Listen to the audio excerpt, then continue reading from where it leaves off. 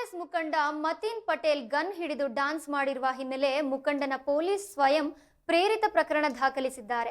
ಘಟನೆಗೆ ಸಂಬಂಧಪಟ್ಟಂತೆ ಸಾಮಾಜಿಕ ಜಾಲತಾಣದಲ್ಲಿ ವಿಡಿಯೋ ವೈರಲ್ ಆಗಿದೆ. ವಿವರಗಳ ಪ್ರಕಾರ ಅಫಜಲಪುರದ ಮತೀನ್ ಪಟೇಲ್ ಅವರು ನಗರದ ಖಾಸಗಿ ಹೋಟೆಲ್ನಲ್ಲಿ ತಮ್ಮ ಸಂಬಂಧಿಯ ಕಾರ್ಯಕ್ರಮದಲ್ಲಿ ಗನ್ ಹಿಡಿದು ದುರಂದರ್ ಸಂಗೀತಕ್ಕೆ ಡ್ಯಾನ್ಸ್ ಮಾಡಿದ್ದಾರೆ.